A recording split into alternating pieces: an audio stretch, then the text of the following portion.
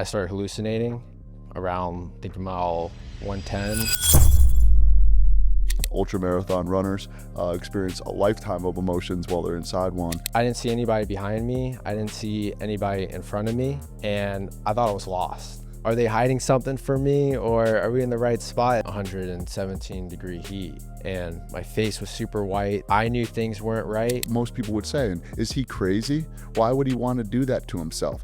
So they call it the world's toughest foot race, and they say the last 13 miles is the world's toughest half marathon. I was having that panic attack, and I was like, all right, just relax. The harder you train at something, the harder it is to quit. I was on academic probation. I did not want to be that person coming back home, and I was really scared of failing. You have to push off the rock to go. So I just felt like I had no choice. Welcome back, or welcome to Grateful and Full of Greatness. Today, I got the absolute privilege of sitting down with a person who's got so much inside of him, and I hope I was able to pull out at least a few things that you can take away. He's an ultramarathon runner. He just finished Badwater 135. Not only did that, won his age group. I have 2 pages of notes when we covered how doing a race like that is similar to life. The problem solving you must have, the team you must have around you, and the composure to just keep going. You can slow down, but you just have to keep going. I hope you get a pen and paper as you listen to this one, as we talk to an inspiration in my life right now, and for those out there that are going through a hard time, looking to come to a complete stop, this one's for you. All right. Well, Nikki, I just want to first say I moved to West Palm Beach a few years ago, and you welcomed me not just with open arms, but with open shades. I remember seeing you at a Celis Run Club, and you were dialed in with the sunglasses, and I just wanted to say I've been waiting for this conversation for a very long time. Awesome. Thanks for having me. Let's start off with what you just accomplished, because many people, not even just your age, I think you won your age group, and you can course correct me if that's wrong, but you just finished Badwater 135. And I think there's a journey before, during it, I'm sure. I hear that ultramarathon runners experience a lifetime of emotions while they're inside one, and then hopefully we can debrief any of the lessons learned. But how about we go into the race to start, and then we just ask this. You said this before we started recording, that the longer the race is, the more mental it becomes. Could you take us into perhaps the hardest part of 135? I'd say the hardest part in that race was the sleep deprivation. So the race started at night, and I never started a race at night before. And there's 3 waves. Was it 8, 9, and 10 p.m. And I started at 9 p.m. And you try to rest during the day, but time change, and you try to relax, try to take a nap, but starting at night, you're already kind of tired. You're a little tired through the night, but you're still got the adrenaline in you from the beginning of the race. And then once the morning comes around and the sun comes back, you're kind of awake again. But this leads into, the second night. And that's where I think the hardest part of the race is, you're 24 plus hours without sleep.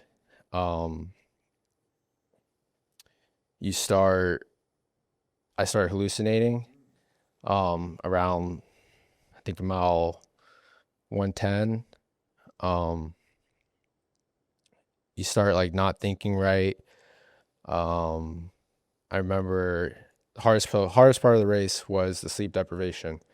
Around mile 110, there was a point where you could see the city where the last 13 miles were, but it just felt like forever to get there. It was like this 40-mile strip, but you could see the mountain that you're going to climb at the end, the town that you're going to called Lone Pine, and it just felt like forever. And then I got to a point where I didn't see anybody behind me. I didn't see anybody in front of me, and I thought I was lost. But I had my crew with me, so, they never told me I was lost, but I was still... I don't know. I was getting in a panic mode, probably just sleep deprivation, being exhausted, all of it combined. And I was panicking a little bit. I remember my friend Boris was pacing me at the time. I was like, where are we? Is this the right spot? And the whole crew's tired too. So their energy is kind of like maybe a little tired too. So I'm like, are they hiding something from me, or are we in the right spot? Eventually I see a gas station that I remember from the first day that we got there. I'm like, all right, we're here. So that made me feel a little bit better. So hardest part about the race, the sleep deprivation and the climbing. Being from South Florida, very hard to find places to get elevation training in. Tried my best with like incline treadmill, Stairmaster, Blue Heron Bridge repeats. And that final climb was definitely, so they call it the world's toughest foot race, and they say the last 13 miles is the world's toughest half marathon. This podcast episode is sponsored by Whoop, the wearable technology that I wear every single day. We will put the discount code in the show notes, and one other, Thorn Health Tech, which are the products that I take to take my performance to the very next level. They're NSF certified for sport, highest quality, potency, and purity on the supplement market today, also in the show notes. Because you're going straight up Mount Whitney at the end. So sleep deprivation and climbing, hardest part of the race. First thing that came to my mind is Matt Walker, who's a lead authority on sleep, did this amazing TED talk that when I used to think like, you'll sleep when you're dead sort of thing and recovery is not important. You listen to Matt Walker's Sleep is Your Superpower TED Talk, and then you read his book, and you don't read the book while you're in bed because all it makes you want to do is close and go to sleep. But you start to realize the things that can happen to you if you don't get that sleep. It's almost like you have this upload and download, and rapid eye movement sleep is kind of like you putting the files away with your anxieties. And I think many people, if you're only getting that 3-4 hours of sleep, you're only getting the deep sleep part, so you're resting your body, but you're not really resting your mind. The second thing that I heard you say, which I think I love talking about, is the eyes are connected to your brain. And the reason why that's important is when you're having that panic mode and you're looking so far into the distance and you're not doing well, it's super important to not look that far and take the very next step. I think the book is called The Boy, the Fox, the Horse, and the Mole, but it's a beautiful children's book about them being lost in the woods, and the boy's talking to the horse, and he says, well, I can't see all the way through. And the horse says, well, can you see the next step? And he says, yes. Well, then take that one. And I think when we have strep throat or we're ill, right, we can't think about a 5-year plan. We have to think about the very next step or the very next gas station. So I want to stay on the mental side of it for a beat. You hear people talk about in sports psychology, performance psychology, it's very important to talk to yourself, not to listen to yourself, because we have a lot of automatic negative thoughts. They're built for survival, right? People call them ants, automatic negative thoughts. And if you just listen to that, it can lead to overthinking, rumination, negative fantasy, or to use your language, hallucination. So what got you back on track? I hear you said the gas station, but were there words you were saying to yourself? Were there things that Boris was saying to you that you started to take that in and focus again? Yeah, I think it was like we're almost there. It's hard to like really tell. I mean, you're watching your watch and it's not completely accurate all the time. So I'm asking like how much further. And I remember my cousin saying he didn't give me a distance. Usually he's like, oh, we're like 1.4 miles away. This time he's like, it's like we're close. We're close. He didn't give me an exact point. And I was like, okay. And I saw the gas station, and then I remember the road. I remember seeing these, because this city, Lone Pines, where all the pre-race meeting stuff was. And we've had breakfast, lunch, dinner all in this area before, so I started recognizing the different restaurants. That gave me some hope back. There was a checkpoint there. I went to the restroom. I was able to have some real food. So majority of the race, I'm just snacking, and then I was able to have a sandwich. That felt better. And just knowing that 13 miles left, that was the last checkpoint. All I got to do is go up the mountain. Sounded pretty easy at first, but it eventually got pretty tough. But it got me going again. And then, but yeah, that was that part. For the Meaningful Growth Foundation, one of the words that we use a lot that we're looking to inject into the cancer patients that we give a check to is hope, which stands for hold on, possibilities exist. So when your cousin's saying, we're we're close, right? That whole idea that you having hope, looking up and out, like, okay, I'm still in this. There's a possibility to get through this. I think that's super important. Because there's people out there that are doing what you're trying to do from a performance standpoint or as athletes. And I think we covered sleep there. But what about nutrition, hydration? I mean, you talked about snacking. I love to say that we don't just hydrate with electrolytes and water, but we hydrate ourselves with a great crew like you had and Alex said, Boris and your cousin, and also with great ideas. So talk to me about your nutrition, hydration. You said you were snacking, you got a good meal. How important is that? I mean, it's very important, especially in 117-degree heat. So I have two handhelds on me. I had one with water, one with a carb electrolyte mix. I use Tailwind. So I have that with me pretty much throughout the whole race.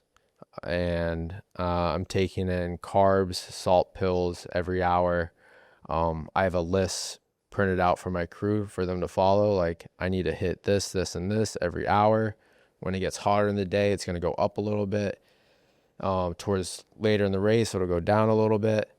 So I try to stick to that as best as possible, but things don't go as planned. And I remember in the first 20 miles in the race, I don't know if I was just really excited or it was hot and I just bunch of different factors, but I was drinking really fast. Might have been the dry air. My throat was getting dry, but I was finishing both handhelds with the water and the Tailwind within like the first 20 minutes, where I should have sipped on it for like an hour. And I was getting super bloated and my face was super white. This is when I hit the first checkpoint at mile 17. I knew things weren't right. So at this point, it was just Gio and Alex, my cousin Gio and Alex crewing me at this time. Hey, I'm just going to slow down a little bit, but I'm going to keep moving. And I think that's where like a lot of race experience comes from too, because if I had never like known about these feelings that come and go throughout the race, I probably would have walked a lot more. But I know in an ultra, it's such a long race. So many things happen.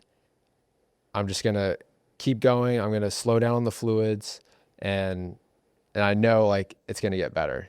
Eventually, like an hour or two goes by, I stop drinking as much, bloating goes away, and I'm feeling great again. And that was just like one time that happened. It happened again later on throughout the race where I was feeling the same way.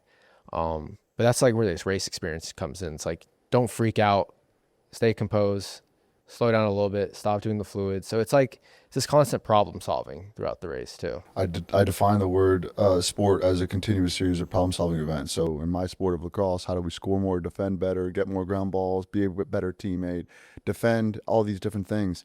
The water drinking, it's a must watch. Rafael Nadal's documentary, I thought it was profound. It's a really short, I believe it's on Netflix, and he was drinking water all the time at one point during his documentary. And he found that underneath it was anxieties. And anxiety is a bias towards action. Depression is a bias towards rest. And as human beings, we're always toggling in between those things, like doing too much because, we feel like we're not accomplishing enough, or like we're scared about something. And then depression is, the body telling you you're sad about something. You have to have a conversation with yourself or somebody else that you're not having, and so that you can kind of reprieve yourself. But that's really what I heard you say with the water side. The race experience, let's jump out of Badwater before we go right back in, because you never would say to like a 3-year-old, trust your gut on that, right? Because they don't have enough experience. It is amazing to me, Nick, that you, at your age, before 30 years old, because I looked at the other individuals that were in it, you came in the top 30. You were the only one under 30 to finish in under 32 hours. It's just amazing. So, that means this sport that you're in is usually you're finding success in your 30s, 40s, 50s. Backtrack. What got you into it? When did you start this, and what catalyzed you into running so far? So I was an athlete in high school. When I got to college, wasn't on any sports teams. You know, everything was kind of on yourself at this point. And I think I was 2 years into college where I was like, all right, I need some sort of discipline again. Um, Started making myself go to the gym. Then I was like, you know, I want to be more of like a well-rounded kind of athlete, or so say. So I started getting into running, but I would just do things that I remember from like football practice, like sprints, like 100-yard sprints. And then so I wanted both like the running and the lifting and the strength aspect. Then I started doing like research on the internet, like how do I become a better runner? What are some different races?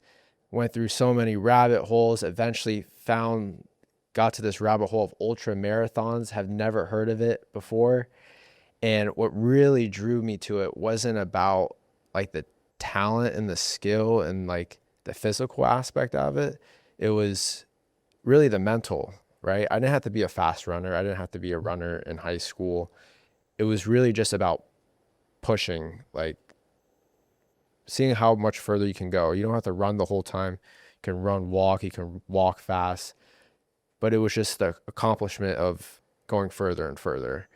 And then there was this trail in Tallahassee. I went to Florida State, and it was a 15-mile long trail. And I made it a goal of mine, and I reached out to my cousin too, because we share a lot of the similar habits, similar story actually. And I was like, hey, I think it would be really cool one day. And we have talked about ultramarathons in the past, and I think it'd be really cool one day if we ran this trail down and back, and that would be 30 something miles, and it would be a 50K. So ultramarathons are anything over 26.2 miles, your marathon. So that would be really cool. Let's do it. And then we started training, and I remember I hit my first like 10 miles. Like, oh, that was really cool. It's like you see like these little improvements, just like upping the mile. How old were you? 20, 19, 20. So I was like a sophomore in college. Okay, so 20. less than a decade ago, but like, Yeah. So it's like 20, 21. And then I just really like seeing, you know, it's like hitting a new max in like a lift, but it's just like a new mile. It's like, oh, wow, I went a little further this time. And eventually the day came and we did do the full trail and back, and we're like, all right, that was super cool. Like we learned so much. Like we don't know anything about this sport. I mean, I think I was wearing like Roshi runs, which are terrible running shoes. And we are like, we need to do this. I mean, we had terrible chafing and stuff. We never heard of like anti-chafing cream or anything like that. So like, what if we can do like, we can figure out everything that went wrong in here. Like we can apply it, do it again, and try like our next race, which eventually led to like a 50-mile ultramarathon. first of all, I want to say the reason we set goals is, and I always am encouraging clients that I work with, always be training for a fight. I don't care if you're not a boxer, right? Always be training for a fight, whether that is a 5K or in your case, a 50K, because progress and happiness are the same thing, right? They're like basically equal each other. So if you do not feel like you're progressing, you're less happy. And I think like and the higher the goal that you have, or the further the distance, the more happiness you're allowing yourself to have. There's this problem solving that keeps coming up in our conversation. I want to pull on the thread of you doing those 100-yard sprints in football, right? You said, I wanted to become a more well-rounded athlete. Why, Nick? Like, why did you want to become a more well-rounded athlete? I think at the time, like I just want to be like a well-rounded individual too. So I didn't just want to hit the things like, yeah, I love to go to the gym and lifting, but like that's something I've always done, and like it was kind of like a strong suit of mine. So it was like, let's maybe work on some things that I'm not really good at. And I just want to be, I guess you can say, more of like a well-rounded individual too. So which kind of played in different aspects of my life. Like I didn't always like running, but doing it helped me do things that I also didn't like. Carl Jung, who I talk about a lot on this podcast, there's two ideas that came to my mind as you were answering right there.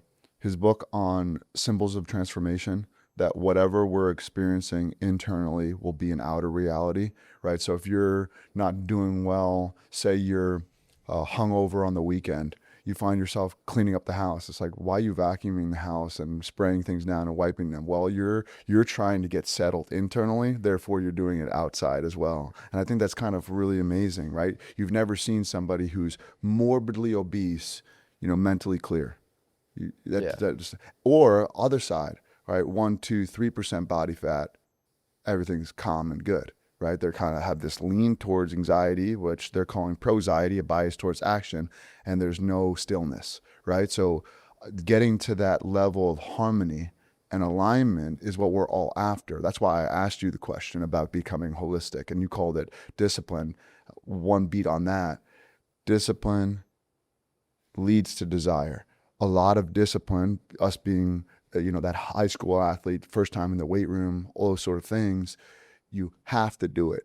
You got to do it. You're not strong yet, right? But as you're progressing, that word comes back. Now you want to do it and you get to do it. And I think the reason why it was so important for me to jump out of Badwater about your earlier years is because people look at this conversation and they're like, oh my gosh, that's amazing. I could never.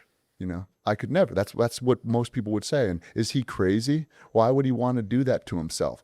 Is it fair for me to say that you actually enjoy going the distances now? Yeah, I enjoy it now. When did you cross that threshold where it's like, the chafing's done, I'm learning some things, I'm problem solving, this is now becoming more of a hobby that I'm finding joy rather than just pain? Yeah, well, I think the progression was really motivating. And I mean, running it is pretty much all on you. So it's even more motivating. It's like, oh, I did that. I did that. I got to that point.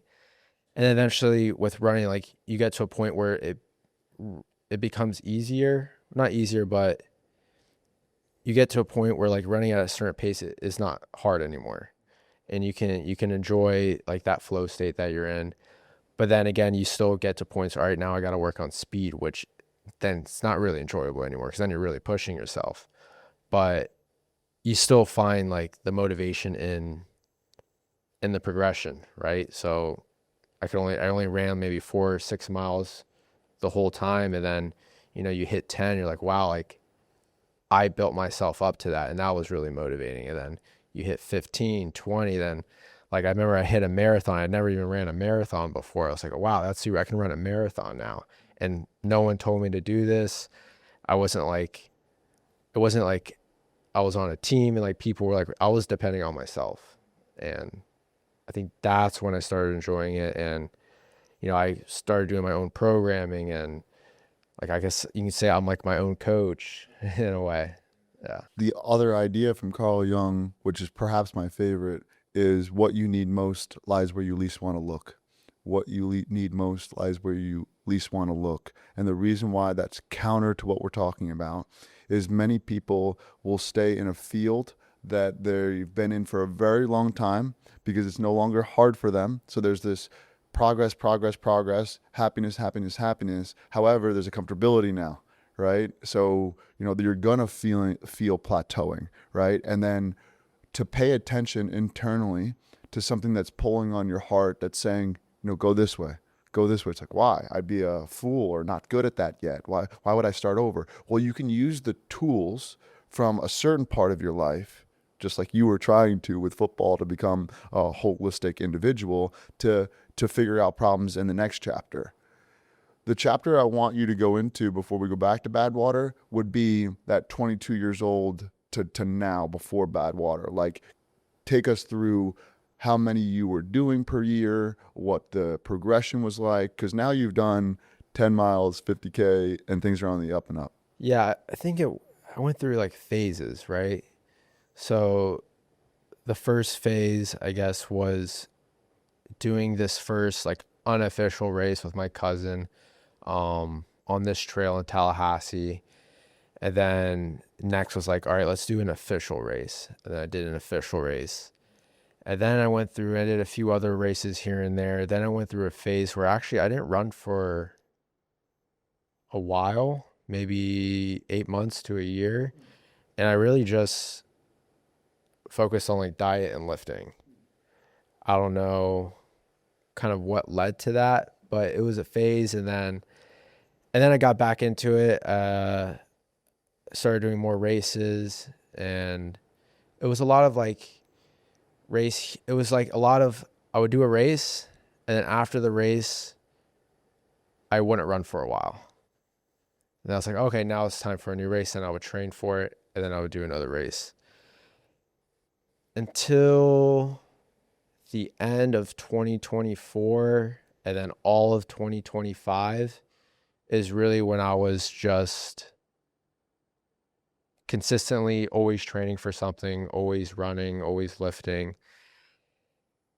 And I think the thing that changed the most was I found a group of guys that like also enjoyed doing the same thing. Cedric, Boris, my cousin Gio, my buddy Eric, and just being around those group of guys like that.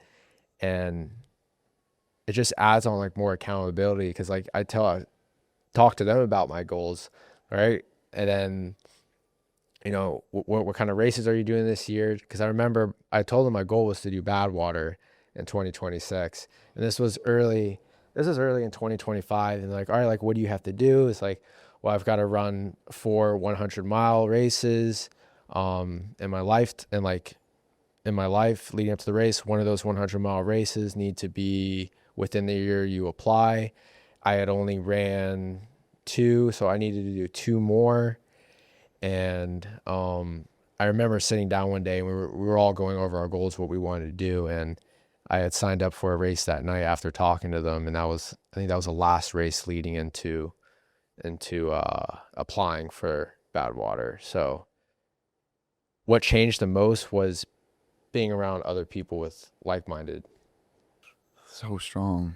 In terms of the phases, I think about trees, and we're going to go into Badwater again here, but even when you're in the desert, there are trees. They just go really quickly and then they die because they don't get deep rooted. And then if you look in like heavy rainforests where there's a lot of shade but also sun and a good mixture of everything, the right environment allows them to get deep rooted. And there's some that have been for hundreds of years. So that whole idea of get to a certain place. I don't know if you stopped running because you felt like it was exhausting or you accomplished something, but it's actually a really good thing to do, to get into a holding pattern. You're doing your lifting, all that, so that you're galvanized with dopamine again for the next race. You don't want to just go race, and now you just don't even like it anymore. You see that a lot in people. They take on jobs where they're super burnt out because they never get out of it to have that level of expectance again. Like, I can't wait to go back to work. I can't wait to go into that next project. Second was, you just made the best personal anecdote for goal setting, right? Things will never work out the way you want them to. They'll work out much better. And the more specific, the more terrific. How you were like, no, I want to do Badwater in 2026, and you accomplished that. So again, I want to just keep applauding you on that. And then James Clear, Atomic Habits, he says, find a tribe or a group where the normal behavior is ideal behavior. And that's super strong, right? So not only the right environment and the trees I was talking about, but the people. And I think you would definitely echo this, that your experience here in Badwater was profound because of the people that you did it with too. Could you just shed light on your crew there and how important they were? Having them be a part of my crew, because they have been with me, all throughout 2025, like throughout my journey of hitting these qualifications that I needed to get into this race. It was kind of a reminder throughout the race, like, oh, these guys are here with me in the Keys when I was running in the Keys, and in Miami, in the Miami 100, and my cousin Gio, who has crewed me for, I think, every single race except for one. And it was almost like, hey, these guys all flew out to California to come do this. I can't let them down now, That's right. No, it was really amazing. There's a reason why this race is crew mandatory. You can't do it alone. It's very difficult. They would leapfrog me every 1 to 2 miles. So I would see them every like 20 to 40 minutes,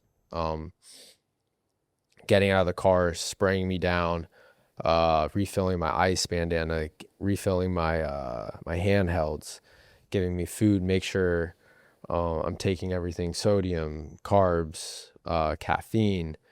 I mean, it is a difficult job to be part of the crew. I mean, you're going through the same sleep deprivation as the runner pretty much.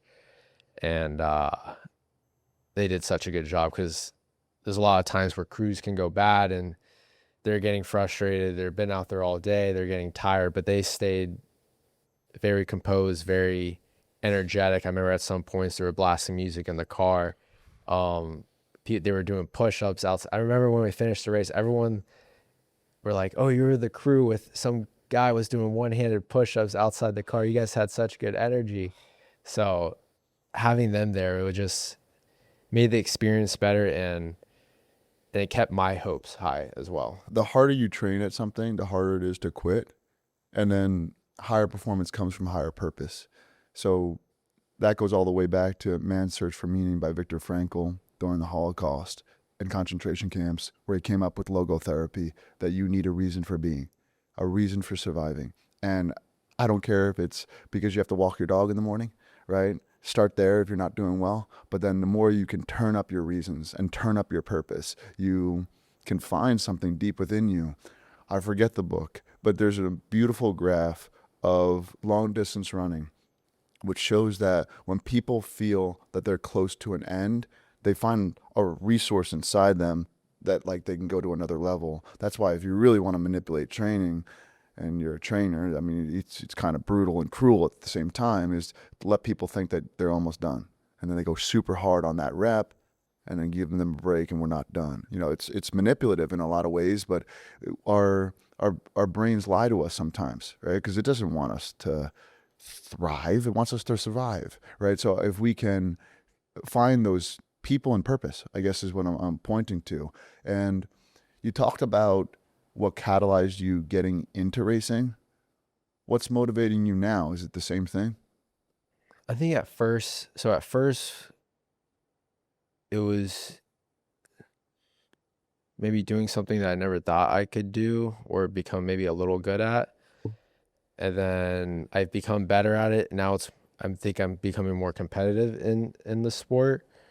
But also, I mean, people say, "Yo, it's so inspiring," and like it's hard for me to like take that in because I never seen myself as like inspiring, but I guess people get a lot out of seeing someone run 135 miles through Death Valley.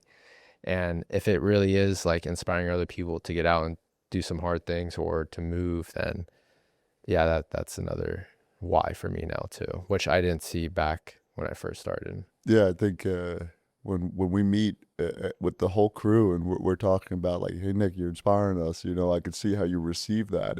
And there's I think it's behind me, but the book's called Catalyst by Berger, and he says that one of the things, because he talks about 5 barriers that you need to get over in order to catalyze, is corroborating evidence, which is if one person tells you have a tail, you'll smirk, but if 3 people tell you have a tail, you'll turn around and check.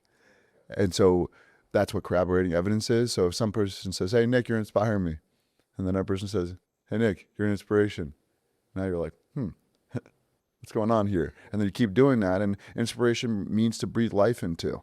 And I talked about this as much as I possibly can. There are heart waves, sound waves, brain waves, but there's no darkness waves. There's just an absence of light. So be that light, Matthew 5:14. And when you can be that light for people, right? Say, hey, you know, there's hope here, you know? And I had a coach who said to me, do something difficult daily. Do something difficult daily, because we get too caught up in self-esteem, which is more fixed than anything else. It's extroversion minus neuroticism, so it's more fixed. But what about self-respect? What about building self-confidence, right? Self-love, right? There's things that we can actually do, how we talk to ourselves, how we dress, how we take care of ourselves, what we accomplish, right? And I love how we've already covered that you didn't just start at Badwater, you know? It was like chafing in Tallahassee, you know? That's where you started, you know? And it's really important to see that arc. Composure. Composure is something that you had to maintain even when you were hallucinating. There's a great NHL scout that I was speaking to that talked about what he looks for when he's scouting NHL hockey players is when that puck is dumped deep and the forecheck is on. Can that defender move his body fast but his mind slow? Composure. Basically not getting frantic and just chucking the puck over the boards and now there's a penalty, right? But being able to calm, cool, and collective move the puck decisively, but not frantically, just like the old be quick but don't hurry. What went into your composure? How do you maintain it, not just in Badwater, but when you're just like, you know what, I just want to quit. You're all alone when you're doing this training. Why not just like say, hey, nobody's watching me, I'm done. I've always been pretty cool, calm, and collective, but I've really like honed it in throughout these ultra races. I mean, it's such a long race, and you realize since my first 100 that you could really go through, it's like waves, right? You go through a really bad, like negative thoughts, like, oh, my stomach's killing me. Why are my hands swollen? I don't want to eat. There was a time where I didn't want to eat anything, and it was really bad because I really needed to take in calories. And I knew like, it's going to go away. It'll go away. Eventually it'll go away. Just relax, hang in there. If you have to, move a little slower, but don't stop. And eventually, a couple hours later, the bloating went away. I was able to take in food again. I was hungry again. And I was super happy. I was telling my crew, like, I can eat now. Like, give me some food. And then, you're good throughout the race. And then I hit another low point when it started getting dark again, and you start getting tired and you want to start walking. And there was a point where, I was having that panic attack, and I was like, all right, just relax. And along with the panic attack, I was having the stomach issues as well. I didn't want to eat anything. I don't know if it was a combination of both that made it so tough, but actually I was just hanging there, just like, if you have to, walk, but don't stop. And then I actually was walking for a while until I got to that checkpoint in Lone Pine. And then I was there. I felt better mentally because I knew I wasn't lost. And then feeling better mentally, I think, helped my stomach too in some way. And then as I started making that ascent up into Mount Whitney, started feeling better, had a sandwich, was able to eat a little bit again. And it's just the waves. You can't, but it's same with the ups too, right? You're feeling really good. It's like, yeah, but don't blow it and like burn yourself out. Sure. Just ride the wave. And then as much as you can, because you're probably going to hit another downfall again.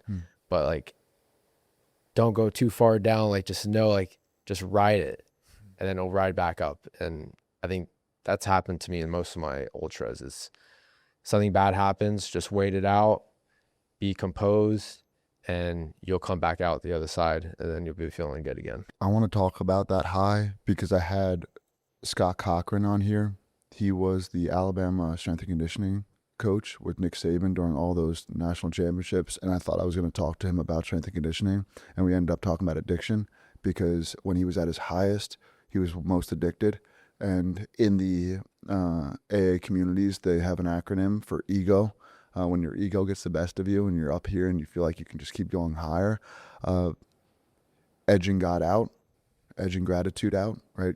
Edging God out is how that's looked at. Like be grateful that you're at this height, right? Keep your feet on the ground, stay grounded, stay humble. Humility means soil, so stay grounded, especially at that highest level, knowing that life is full of those waves. I think it's super important because the fact that you brought it up earlier, that you had this race experience, that those feelings is something that you had to pay attention to, right? Listen to your body, listen to your mind, listen to everything that was going on there and intuitively know what you need to do next. Great definition for wisdom, knowing the next right thing to do, right? And I don't think wisdom is necessarily something you could find in a book, maybe by talking to mentors, but definitely going through that experience yourself. A great book out right now by this guy, Bill Gurley, who was a venture capitalist for decades, bets on companies, bets on individuals. And he talks, it's called Running Down a Dream. So I just love that. That's great for our conversation here. But his first few principles in it were chase your curiosity and then hone in your craft. And like 2 answers ago, you talked about, I'm a calm, cool, collected person, and I've honed that in, you know? So you chase your curiosity. You're like doing all this research. What's this? Like, okay, I'll try that. So that's great. You're listening to that curiosity and going towards it. That's called phenomena, that which shines forth. So you're doing that. Then you honed in your craft of being calm, cool, collective, and you're even more calm, cool, collective. As I was getting ready for this podcast and I was thinking about you, Nick, I was like, what do I think about when I think about Nick Cerbone? Quiet confidence. And 15 years ago, there was this video online by TCU Baseball. It's called Quiet Confidence. They also have one called The Grind. And it was all about just having a very blue-collar mentality, waking up, doing the work, not looking for the applause, not, you know, saying, look how much I ran. You know, some people run a 5K and they're posting about it for a week, you know? And I think you put up numbers every single day and week, and you're doing it so quietly. My last podcast guest was very introverted, and it seems to me that you have a deep inner life. Where have you gotten that quiet confidence? Do you feel like it came from your nature, your upbringing, or as you've aged, it's something that you've cultivated? Yeah, I'm definitely an introvert for sure. And I was shy as a kid. And so my nickname in, like, I think it was senior year, one of my coaches gave me like the silent assassin in football. And there's a lot of smack talk in football. And I would never really talk much on the football team, but I found out, like, I don't know if I really, being an introvert, I didn't really enjoy the talking and the smack talk. So I was like, all right, I can show this in another way through the actions and the physicality on the field. And I guess that's probably where it started. Even like youth football, I was never really much of a talker. Just thought I could show it in other ways. What's going through your mind deep into a race? But I think you did kind of already share that through the anecdote of the story of you being 13 miles out, panicking and stuff like that. So you kind of shared that. Yeah, deep. I mean, in a long race like that, it's really just hard to think about the 135 miles. You got to break it up. I broke it up kind of into one big one up until mile 50. It was pretty much all flat. So I was like, all right, I'm going to try to do a majority of that without stopping. First checkpoint was at mile 17. So that was like a first like mental checkpoint. Next one was at 42, which was a big one because that's when we saw our other two crew members joined. So it was like some new life going into the race. And then my next like mental checkpoint was when the sun was going to rise because I knew that I would wake back up again. And then the next checkpoint was when I got to the top of the first mountain. I was like, finally, now I can go back down. And then eventually it got to these little checkpoints where it was just like every 2 miles when I would see my crew again.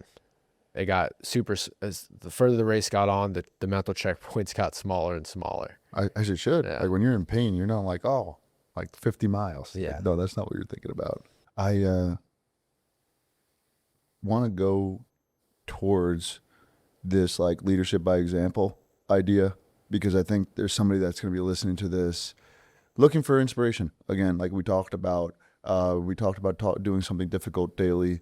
To someone that's listening to this that wants to do a hard thing, what advice would you give for them to start? Maybe it's not researching ultras, but what piece of advice would you give to somebody who finds himself in a little bit of a rut? They're looking for discipline as well, and they're attempting to become that holistic athlete or individual. I guess find what the hard thing is you want to do first. Create a plan of how to do it. And when you create that plan, I know for me, I would always, so it would be first, it would be like find the race. So that would be the hard thing, right? All right. And the race is on this date. What do I need to do to prepare weekly? Like You basically you're your own coach. You're setting yourself goals throughout the week, and you make it, I guess, more digestible. Trying to think if there's like a better example, but basically, what is the hard thing, and maybe find other people who have done that hard thing in the past, and learn from how they got there, or write down the steps it is to take to get there, and take it step 1, step 2, step 3, step 4. So instead of one big massive like goal or hard thing to do, you kind of break it up and get to it there like that. I love that. And I especially like the idea of be your own coach. So, the encouragement there is to find your race. In psycho training, the 3 levels to it is pre-frame, reframe, and deframe. So pre-frame, prepare for whatever it is. So that's inclusive in finding the race and then preparing for the race. The reframe is when you're inside the race, where's the opportunity rather than just the obstacle. It's very easy to find the obstacle. Negativity works negatively 100% of the time. But how do we find that gas station on the hill that can maintain the hope and reframe it like, let me get to that gas station. And then the last part is a deframe, which is, life is problem solving. Life, like sport, is a continuous series of problem solving events, right? So any craft or sport that we take on teaches us experientially how to do life better, right? How to be more calm, cool, collective, how to be more resilient, how to have composure, how to find a great team, etc. I want to go into the deframe of Badwater, which is a debrief, which is lessons learned, which is this is no longer a problem. I don't need to reframe the problem. I can just now take the frame off and say, this is what I've learned, and this is what I'm taking with me into my next race or my next endeavor. So if I, challenge you to come up with a few there, what were your main lessons learned from Badwater? Definitely needed a nap when I felt it coming on to sleep. And you did that, or you didn't do that? I took one 5-minute nap. Didn't really help. Took a 15-minute nap. All the hallucinations went away after that. So I think a nap and some more whole food would have been a lot better. When did you take the nap? It was when I was going up. It was around the last 13 miles. Oh, okay. Biggest things is scheduling that nap in where it would have helped, and some whole food too. And you were like squared away in the apparel that you were wearing, the food that you had, all of that? Yeah, food definitely could have had more whole food. Food was good. Nutrition was good. Yeah, clothes were good. Yeah, I think I was prepared for the heat. Definitely need to do some more climbing, uphill work. But yeah, I think that's the biggest thing. I think the night start was something brand new to me, and I'd never gone through like sleep deprivation like that and hallucinations. And I think planning that nap in somewhere towards that second night when I was really feeling it instead of pushing it off would definitely be better next time around. Amazing. And I love how you brought up this idea of not stopping, no matter what, even if I slow down. That's huge. I think about it in my own philosophy. Like if I can't get a 2-hour workout in, I'm going to do 90 minutes. If I can't do 90 minutes, I'm going to break it down to a half hour. But no matter what, break a sweat in some capacity, because then you can kind of just stay on track. It's like shrink the time you think you need to do and still get some sort of a workout in or some sort of movement in. You talked about earlier you're becoming more competitive in the distance running. Your aspirations now. I know that it was like 1, 2, or 3 years ago that you set on the date, I want to do Badwater in 2026. What are your aspirations now? I think they become much bigger, especially after this race. After this race and the days after, I've just constantly been thinking, like, I was surrounded by so many like really cool like ultra runners and how they've been doing it for so long. And there was a guy I was talking to, it was his 15th consecutive Badwater. And I think running that race, not only was it a great experience, but it like set kind of this new fire in me. Like being around these other people who have went through all those qualifications just as I did, and from all over the world. I think 21 nations were represented there. and just hearing them talk about their experiences and how much they loved it. And it was like I was like around a bunch of like people similar to me, and seeing what they were doing next, and how far they've come and how far they've been running. I mean, there was a guy who finished last year. His name's Bob. He's 80 years old. He was the oldest finisher at Badwater. And like people like that, and people like this guy named Harvey Lewis, who's done his 15th consecutive year, is aspiring to become better and to do it year after year, and to do some more harder races, or some longer races, and just different, I guess, type of races. So that set a drive into me, and to be, I think every year I get better. I just learn more stuff from the previous race. So I'm actually going in to do Moab 240, which is a completely different type of race. You know, you have ultramarathons that start at 50K, and then you have 100-mile races, and then you have these like multi-day races like Moab 240, where now, you know, sleep deprivation is going to be an even bigger crucial component of this race. And I think Badwater really was a big wake-up call to that, where I'll definitely have to add in those naps, or be really strategic about the sleep during a race like that. I love that, man. And one of the things I wanted to say earlier was similar and familiar. Dr. Joe Dispenza talks about meditation defined as to become familiar with, So when you meditate alone in a room, you're becoming familiar with your own thought life, with your own self, with your own body sensations. When you run as much as you do, you're becoming familiar with running, right? So when we do these crafts and we take them on, and we start really bad and foolish at it, but we evolve and, you know, find a level of mastery. There's different levels to mastery, but we're becoming, you know, quasi-masters in a certain field. You're becoming more and more familiar. But similar is where I really want to go, because through relationships we become. Relationships, inside the word, is to where we go to relate. And I remember asking you a few months ago, you know, we were having a conversation about role models, right? And I don't know if you have a role model inside this field that you're in. You kind of remind me of the Matthew McConaughey speech during the Oscars, is my role model is me in 10 years. You know, it doesn't have to be this other person, but who you're becoming. How would you answer that now? I didn't know myself was an option, but me in 10 years, I don't know.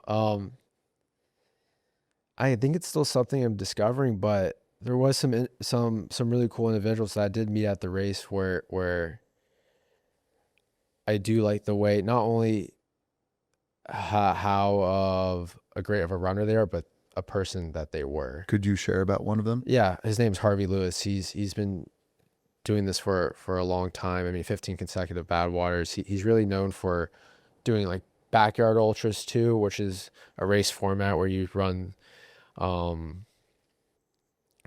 between like 2 and 3 miles every hour on the hour, and there's no finish line until you're the last one standing. It's a last man standing type of race. And talking to him, he was so nice. Like, I was asking for some tips before the race. He was like, yeah, just really, I was like, I've never done a night start before. He's like, really just sit down, relax, try to get some sleep. And then even I saw him during the race. We were talking a little bit during the race. He like ran past me a little bit, and he came back and like to tell me a story. Then he kept going, and he remembered he's a high school, I think, history or social studies teacher. And he's just got like, he's so humble. He remembered everyone on my crew and my name, even after the race. He was like, oh, hey, Cedric, hey, Nick, how are you guys doing? And he was so cool. He was sharing his story, and we were talking so much. And like the way he acts towards other runners, especially new runners, I mean, he's very well known in the ultra running community. And I just love the way like he carried himself. And that's the way I would like to carry myself, like when I'm there, when I'm where he is. And what would you call that? You're speaking to his kindness and niceness? Yeah. Yes. And I just think it's funny. He runs past you and then runs back. I'm like, so this guy did 135 and a few hundred yards. Is that fair to say? Exactly, pretty much. Yeah. The, Yeah. the person that loves to run will always run further than the person that's going for the destination. I think as one of the closing questions that I have for you is a lot of success and significance comes down to doing ordinary things for an extraordinary period of time. Common men and women doing uncommon men and women things, right? So you deciding, this would probably be for me because it's not going to be about physicality. It's not going to be about talent. It's going to be about mental. I know deep within you, you really care about mindset and mentality and mental. And you know that that's my love and my obsession to study and to coach. What have you learned from the mental side that you could share with listeners that has worked for you? Like when maybe it's the setting a plan, maybe it's staying on task and making it digestible. But for someone looking for your keys to consistency, because it's one thing to have a plan, it's another to do the plan. Most people know what to do. Should you have the apple pie? Not everybody does what they know. So maybe a mental tip on how you stay so consistent. It's small wins. I mean, there's two voices in your head, and one's a little louder, and that's the one telling you like not the best thing to do, but you gotta like get your remote and like get the volume button. And I mean, it takes time and practice, and building those small wins gives you the ability to turn the volume down on one of those voices, and that other voice becomes stronger. Then you become better at making these decisions. Hard things become easier to do to you because you've done more of them. I think it's really, you're really just training. I mean, you're training your brain to overcome things, even if it starts small, and then the small builds up, and then it becomes easier for those small. Then you work on some bigger things to overcome. Dr. Huberman talks about it a lot. The ACC part of the brain is a part of your brain that's tied to willpower. And anytime you have a tough thing, maybe that's getting off the couch and going upstairs and folding the laundry, that could be the tough thing. Anytime you say yes to that and respond rather than shrinking, that part of the brain grows. So it's almost like Dr. Huberman was able to find this part of the brain that grows that's tied to willpower. And that's pretty amazing. And you talked about it from a clicker standpoint, or I always say your voice programs your performance. So if you're a student that says, I'm going to fail this test, I'm not going to do well in this subject, the teacher doesn't like me, I can tell you what's going to happen to your behavior. But if you say, I can find a tutor, I can find a friend who's doing well here, and if I can stay after class, I'm going to find that small win, right? And small wins lead to all wins. One metaphor that came to mind about that voice, doubt, is 2 glasses of water, and one has a ping pong ball on top of the water and the other has a golf ball inside of it.